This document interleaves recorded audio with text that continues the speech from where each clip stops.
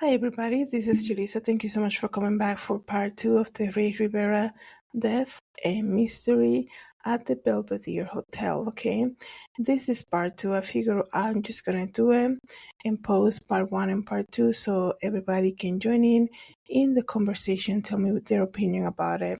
Okay, so in part one, I left off by saying pretty much my opinion about the house guest Claudia. Right? I think that visit should have been canceled, I think, because her friend was not even, was not even going to be there, like, right? So why even continue on? But, the fact that Gloria really hasn't, if she would at least do an interview with Allison together and tell her in an interview for everyone to see, right? Because like I mentioned, when you're not clear about something and people have questions for you, it leads to a speculation. And usually when people assume stuff, it's usually never positive. And kind of like to come out with Allison and kind of explain to him or give an interview, right? And I'm calling an interview for Claudia and Allison together at least so that she can say, if she remembers, I know it's been so long, she can say, how was Ray when she got to the house? How was his demeanor? Anything, any other phone calls that he get that she remember? Any information I think would have been helpful. I'm sure, but, she probably got interviewed by the police and all of that, and basically doesn't want to be part of this, public continuous research about what happened to Ray. But I think, like I said, all of these cases when somebody is dying mysteriously like this, usually the person who sees them for the last time has some type of involvement. This is, besides being my opinion, it's also the way you can do your own research and you can see when you hear about cases of mysterious disappearance, you hear things like this. Who was the person who saw them last? What did they say to this person? That is the reason why I'm focusing a lot of attention on Claudia, the house guest that they had, because after everything that have been happening in the house with the alarm going off, the middle of the night, all of that stuff, anybody would be like, "Oh, that's a little weird. I don't want to stay there." I think any person will reconsider their plan to still stay there. They will reconsider the idea of staying there even when your friend is not there. You're like, oh, you're not even going to be here. Okay, never mind. Like, it's just questionable. Her actions are questionable. The fact that she hasn't even come out, or we don't even know what she looks like, is very questionable, in my opinion. I'm referring to Claudia. Everybody's so much focused on Porter Stansberry, and they have this kind of like focus on him, like this is the person who is responsible, that they're forgetting their other friend, right? The other friend involved in the relationship with Ray and Allison is the house guest Claudia, that still proceeded to stay there without her friend being there. Right, let's just say they never told her about the alarm going off overnight. Like, your friend is not even going to be there. Why continue on with this, right? It's just very questionable. And I believe the reason why people go after so much and speculate so much about Potter as Stansberry is because they work together, right? In Potter, I think that's his name, Potter Stansberry. He's very successful at what he did, but you have to remember though, excuse me, it's very windy today. Potter Stansberry kind of like was the one who said to Ray, "Hey, come here, I can give you work," right? And he's basically the one who kind of helped the friend, provided so much for them. People want to put him down, saying, this guy show up at their wedding in Puerto Rico in his own helicopter or something like this, kind of like showing off and this like that. There are people who like to show off what they have, and that's okay. That's their personality, right? That's just what they do, right? But you have to remember what Porter Stansberry did for Ray, his new wife, right? He opened an opportunity for them to go to Maryland to work there to earn a living, to, he facilitated so much because he really appreciated Ray as his friend. And I feel like everybody's just so focused on, like I said, on Potter Stanbury being somewhat responsible just because he said, one of the things that Potter Stanbury said to all of the employees that work in the company with Ray was that there's going to be a gag order. Like, nobody's allowed to speak to the press, nobody's allowed to speak. So he did the gag order. He refused to speak after without a lawyer, but you also need to remember that Porter Stansberry, which was Ray's friend who gave him the job over there, who asked him to kind of go to Baltimore and try it out, right, to Maryland. He's the one who also put the reward. The first reward to find Ray was done by Porter Stansberry, and people always want to mark it down. It was like, oh, it was just $1,000. He was the only one who did that, right? He's the one who gave him a job. He's the one who did the work, gave him a job, and kind of like, spoke to the investigators about him, right? He wanted to kind of like shut down and say, I believe, my opinion, I think Porter Stansberry kind of saw that perhaps the questions that are being directed towards him made him somewhat involved in this whole disappearance, that he's like, I gotta protect my people. I gotta protect my company. I gotta protect myself. I gotta protect everything. So he immediately took action. He's like, he probably asked for a lawyer.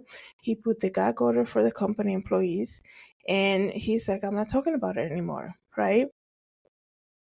And I feel like so much emphasis is put on him forgetting. When you do like 3 million favors for somebody and then you say one day, I'm not available that day, they completely bash you down. They forget everything else you've done positive for them just because you're not available that one time. I think this is kind of like, similar in that sense, that everything is like, they forget all the good that he did for Ray and Allison. And, they look at everything after, saying why he doesn't let employees talk about him, talk about Ray or nothing like that, instead of realizing he's protecting his business, he's protecting his company because he doesn't want any trouble, right? Maybe he sensed that the questioning for him were kind of like somewhat involving him, perhaps, right? We really don't know, but I feel like people need to start looking at the person who never wanted to speak. Because, if you're telling me that Allison is coming out and saying, my friend Claudia I feel bad that she had to go through something like this, that I should have told her not to come, nothing like that. From what I'm seeing, a lot of interviews that Allison has done and she has spoken to the press, it's almost like she doesn't even mention Claudia that much. It's almost like she doesn't even she doesn't really she doesn't want to get her in the midst involved. And I go back to patterns. And when you hear about people disappearing like this, and then their body being found a week after, somehow, somewhere, it's usually the person who's seen them the last. They know something. There's some knowledge, right? There's something that they have seen. And it's just, a big question mark for me when it comes to Claudia and Allison, right? So it says here that, so what Claudia said was that he got a call around 6:30. There was a phone call that ran in the house, and she said that shortly after he answered the call, Claudia heard Ray yell, oh, oh, this, and then he said he rushed out of the house in flip-flops and drove away in Allison's black SUV. Soon after, Ray left, he briefly returned to the house and left again in the same SUV. This was the last time anyone reported seeing or hearing from Rey Rivera. Okay? You're staying at somebody's house. Your friend is not even there. And you see this strange behavior from the husband. And you're not going to be like, you know what, Allison, I think I'm going to have to go to the hotel. You're still going to persist to stay there. And I'm saying persist because she never wanted to leave. Claudia never said, you know what, this something's off. Right? And this is me giving her the grace that perhaps she never knew about the alarm going off. It's like, why is this man running away so fast? Like, I'm staying in their house. He doesn't say, hey, Claudia, I'll be right back. He doesn't acknowledge me and say, hey, Claudia, if you need something, just call me. I'm going to be at my friend's house. I'll be like, I'm texting my friend right now. I'm out of here. Like, he's a little odd. Like, he doesn't really come out and talk to me. And she's not even here. I feel uncomfortable. Let me just leave to a hotel or something since I'm already here. Why would you continue on with this visitation, right? That to me, this is why I feel like it would be so greatly appreciated if Claudia comes out and speak, right? So Allison tried calling Ray several times that evening, but he never answered. This struck her as odd because the couple called and tested one another each day, especially if one of them was out of town. Even so, she went to bed, assuming Ray was probably out late with some friends. Early the next morning, before her flight to New York, Claudia called Allison and said that Ray still hadn't returned home. Claudia also mentioned how the downstairs lights were still on, as were the lights in his upstairs office. Becoming deeply concerned, Allison tried to call Ray again, but her previous attempts he didn't answer. Now extremely worried, she ended up her business trip early and drove back to Baltimore. So you mean to tell me that, oh my goodness, it's the next day and her friend Claudia stayed there and all the lights were still on. She noticed that he never returned back home. The house lights are on, the office lights are on, and she just called Claudia the next morning? Like, how did you sleep that day? This is not even like your house, like, and the person who's hosting you, let's just say Ray, right? Is not even in the house yet. The wife is away, your friend, right? And you have no concerns whatsoever. You never been to their house. It's a new home, right? And this is me assuming that she didn't know about the alarm. And no, there's no like, let me call her. I know it's late. She's gonna hate me for waking her up, but I gotta tell her that I'm checking out, I'm leaving or something. It's just so strange to me. I don't know how people live back in states, but this is something that you normally would not do, right? So, um, she said she was returning the early the next morning before her flight to New York City. Claudia called Allison and told her that he never returned home.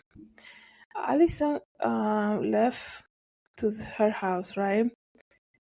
By the time Allison returned home, Ray still wasn't there, but oddly enough his laptop was still on the kitchen counter along with his Invisalign, a bag of chips and a sparkling water drink. Later that day, Allison called the Baltimore Police Department to report her husband missing. By the end of the day, Ray's parents, brother Angel, and sister arrived in Baltimore to help find Ray. Allison's parents arrived shortly after, as did some of the couple's close friends. I look at all of that, right? And I know Claudia had a flight to catch and all of that, but it's just there's no like I'll stay here until you come back, and see and can help you figure out what's going on with him. Let me change my flight. Let me do something. It's almost like the way she came in knowing that her friend was not going to be there, and the way she left knowing that he never got home. It's also very telling of the type of person that Claudia is. It's like, I don't want nothing to do with this, but she still continued with her visit to stay over their house. She never, she doesn't say, I came down, at 10 p.m. to get something quick to eat because I needed some type of snack or something.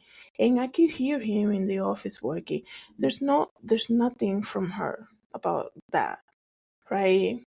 It's like, it's very strange that the house guests that they had, the behavior of the house guests, in my opinion, is very strange. Everybody's so focused on his friend who gave him a job, who put a reward for him, who was at their wedding, and all of that, and nobody's questioning the other friend, I feel, who was probably the last person who heard him alive or saw him leave, right? Because that's what she said. He just came back and left a couple times. So it's just very strange. So then Allison got home and they started, they called the police. His family came too, and they were searching for him, right? During the search, Porter, Ray's friend that got him the job, told a journalist that Ray was a happy guy. He and his wife had just booked a trip to New Mexico in a few weeks. This is not a man that wanted to leave. I gotta find my friend. I can't imagine my life without him. He's my best friend. That's what his friend Porter said to the authorities. Angel also told the newspaper about his brother's disappearance. It is completely out of character. He's not only going to tell you where he's going to tell you how he got there. For him to go this long and not contact any of his family or friend, it got everybody scared. As the day progressed, hope began to fade. Finally, on May 22nd, 2006, Allison's parents drove downtown to locate Ray's SUV. By chance, they spotted Ray's SUV in a downtown parking lot near the historical 14-story building called the Belvedere Hotel. The building used to be a hotel but now houses apartments, restaurants, clubs, and bars. Interesting enough, this parking lot was very close to Ray's workplace. The parking ticket on the SUV showed the vehicle was parked on May 16. The night he received a phone call and ran out of the house. Upon arriving for work on Tuesday morning, May 17, a parking lot attendant saw the SUV. Now the search effort focused on this general vicinity. On May 24, Ray's co-workers spent the lunch break searching for him, thinking that the bird's eye view would help to find some clues. The Belvedere, the top level of the parking garage, overlooks a building connected to the Belvedere. Looking over the ledge of the parking garage, Ray's three co-workers spotted a small hole on the second floor of the standard building. 2 flip-flops, a cell phone case, and eyeglasses were scattered around the hole. The co-workers felt uneasy and called the police, and the police figured out the hole was in the conference room on the second floor building. An employee of the Belvedere took them to the conference room. When the door was open, a horrible stench immediately hit everyone in the hallway. The hole in the ceiling was like a sunroof showing the bright blue sky and allowing light into the room. The sunlight exposed the several damaged body of Rey Rivera sprawled out on the floor under the hole. Decomposition had already set in as Ray's body has been laying in the room over a week. So his body was found. And sorry, I'm looking at my time here before I run out of time for the podcast. So they found the body, and like I said, they found the flip-flops. his sunglasses and keys around his body, right? Before, I think I said he was wearing the flip-flops. It was just scattered around him. So, I think there's so many unanswered questions in this case. It's so unfortunate, but Porter said today, when he was still speaking to police in the news, he said, I cannot imagine my life without my best friend. He's a happy guy. He was planning a trip to New Mexico with his wife. Allison said that he bought $15,000 worth of equipment. He had rented a studio. That he was doing so many things, right? So why we have all this testimony from the family, the friends, and all of that, except for Claudia? The only thing that Claudia is saying is like, I heard him speak and say this. He got 2 phone calls. Like, she was in the same house with him. She could hear what he was talking about. She could hear what he was doing. She noticed that he didn't return home, right? And she's the last person to saw him. You mean to tell me that Claudia got there around 6:30 or 4 o'clock evening? She got there that day. And she's not going to really come out and say, this is the conversation that we had. You're showing up at somebody's house. Your friend is out there.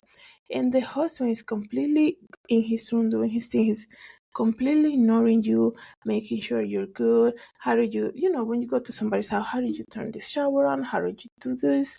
And where can I get this? Where can I get the other? Because she showed up and Allison had already left, right? She never went to the house. They just bought the house. And Claudia is not telling any interaction about how that went around. How was he? Did you ask him how to get this? How to turn the stove on if he wanted to make some food? No. He's in his room doing his thing. I'm in my room doing his thing. I don't buy it. It's just something odd with that. It's not normal behavior. And the fact that she just kind of left too, before Allison got there, she's like, I'm leaving. I gotta catch my flight. But FYI, your husband never came back home. What is that, right? It's a lot of unanswered question when it comes to Claudia. So one thing before I finish here, that I have to say, because in this case, Ray was interested in learning about Freemasonry, and he just bought a book about it too. And also, they found a note, scripted, folded up, tied to his computer, taped up on his computer desktop.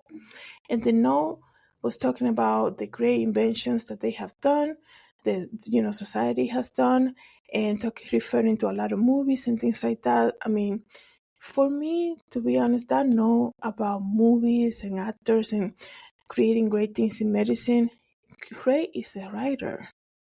He has a creative mind. He has a mind that is always, he had a mind that's always creating things, right? Fantasy, things about movies, connecting with another movie and things like that. So to see that note that was found by police taped up on his desktop, it reminds me kind of like a high school thing that you used to do back in the day. Is kind of like, let's find this, tape up this treasure here, this treasure map, and whoever finds it, they get the prize or something. Kind of like show his innocence in that way, the way his mind was working. But like I said, I think it was just that. It was just a fantasy note that this writer who loved writing about movies and things like that wanted to write about. And that was it. That's just how I see it. But a lot of unanswered questions, guys. If you have followed this case, let me know what you think about this. I'm almost out of time here, but I do want to thank you for coming and listening. And I'm going to put the footage that I was able to take outside the Belvedere Hotel in Baltimore that I was able to visit over the weekend. Thank you so much, everybody, for coming back to my channel. Thank you so much for listening to the podcast. Let me know what you think. God bless.